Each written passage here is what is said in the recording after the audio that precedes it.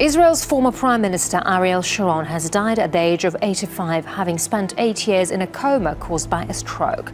It's a normal thing to visit the Temple Mount, and every Jew can visit the Temple Mount exactly as every Arab can visit any other place in the country. And though all of us would like to have peace, all of us are committed to peace, I cannot see any possibility for a real peace if Jews were not allowed to go to the holiest place that belongs to them.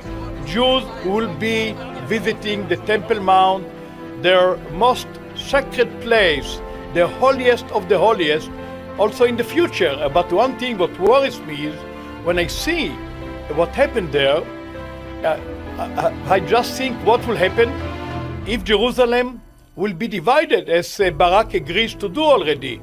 How many forces will have there to be able to live there peacefully? We are looking for peace, but for us peace means security. For us peace means that everyone will be able to go and visit the holiest place, will be able to pray. I would say that is the simplest thing. I would say it's so obvious in democracies where both of us live.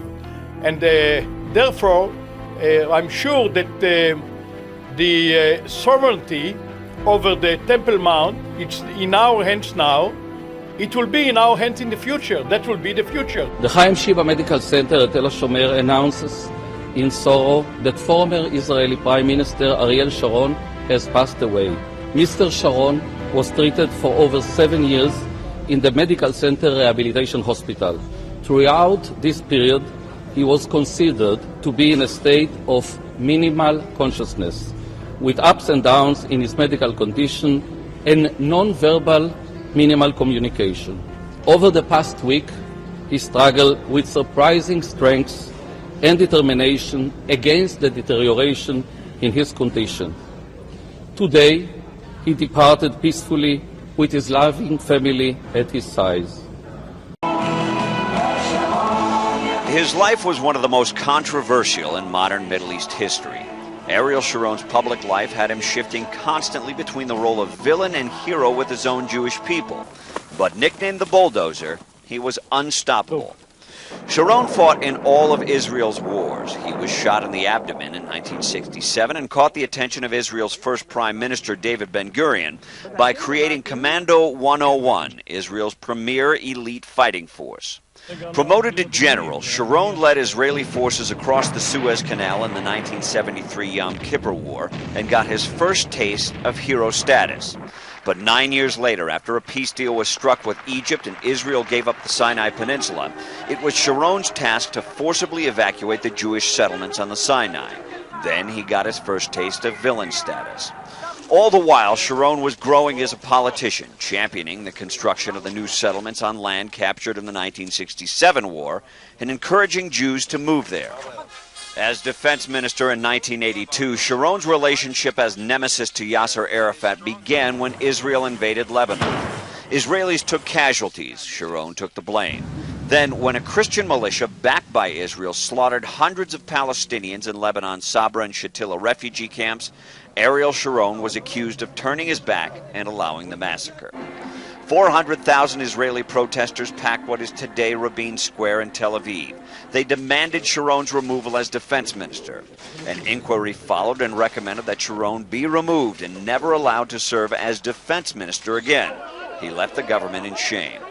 But the bulldozer kept rolling. He returned as foreign minister. He was present at the Y River talks in Maryland, where Yasser Arafat claims they shook hands. After the Camp David talks in the year 2000, Israelis felt then Prime Minister Ehud Barak offered Palestinians too much. Yasser Arafat felt it wasn't enough and refused. The two sides were filled with pressure and ready to ignite. Ariel Sharon provided the spark. He made a trip to the heart of the controversy, the Wailing Wall and Haram al-Sharif. Palestinians saw this leader they consider bloodthirsty and evil walk through one of their most revered sites. One day later, there was a riot and bloodshed at the complex. The Palestinian uprising, or Intifada, began. Ehud Barak was toppled as prime minister, and Israelis elected the strongest figure on their political landscape, Ariel Sharon. Israeli and Palestinian blood flowed in the following flurry of suicide bombings and military reprisals. Sharon rolled tanks and bulldozers into the West Bank and confined Yasser Arafat to his own Muqata compound, all the while refusing to negotiate with his career-long enemy and the leader of the Palestinians. Pressured from the international community and by Palestinian attacks, Sharon said his view was now different from the Prime Minister's office.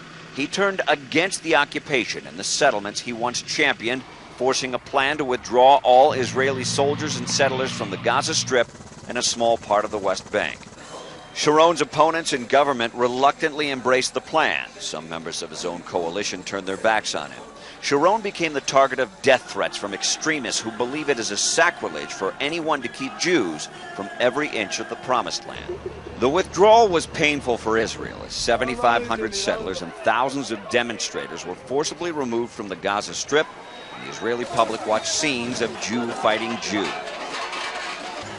The withdrawal was a success, but Sharon emerged with his government in turmoil.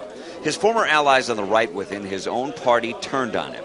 For political survival, Sharon was forced to leave the Likud party, which he founded. He formed the new, more centrist Kadima party. With Sharon's massive political gravity, polls showed Kadima was instantly the most popular political party in Israel.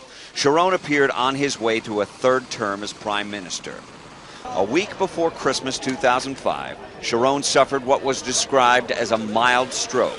3 days later, he was back on his feet, resuming the duties of prime minister, appearing once again to be unstoppable. But within 3 weeks, Sharon suffered another stroke, this one described as massive.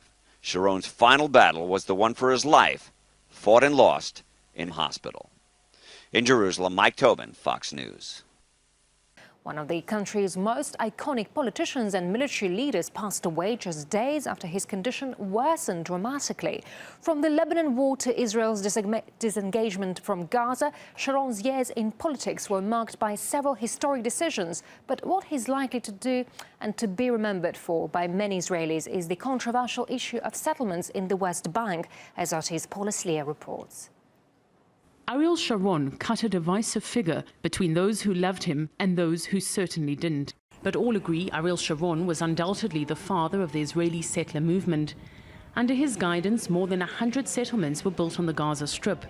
His motto, to defend and preserve the Jewish state. Ezra Eldar was a lifelong supporter of Ariel Sharon. For 27 years, he farmed spices and flowers in the former Gaza settlement of Gnei Tal. He was the builder of settlements. Even in ours, he built 20 new homes, just like he did in other places.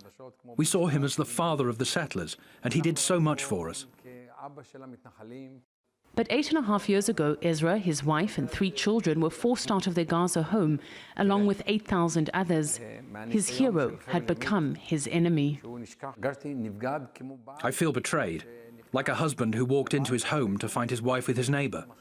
Sharon will most likely be praised as he should be, but I would also like him to be remembered for all the things that are not so pleasant and which were critical to all of Israel. The longtime champion of Jewish settlements in the occupied territories came to believe there'd be more trouble than they were worth. And because Sharon was the one who built them, it came as a shock that he was the one to destroy them. At the end of the day, he looked at them as instrumental for whatever needs he had at the moment. When he thought that the settlers and the settlement movement were serving the needs of a stronger Israel, he supported them, and he supported them more than anyone had. But when he felt that they were no longer serving the needs of a strong Israel, then he turned against them. So much so, there was a total disengagement from Gaza. Despite the anger it evoked among his supporters, Sharon looked set to return as prime minister in fresh elections. But in 2005, he suffered a stroke from which he never recovered. After withdrawing from Gaza, Sharon ruled out any further unilateral withdrawals. But the settlements he built continue to be a major sticking point in negotiations between Israelis and Palestinians. Paul Aslia, RT, Tel Aviv.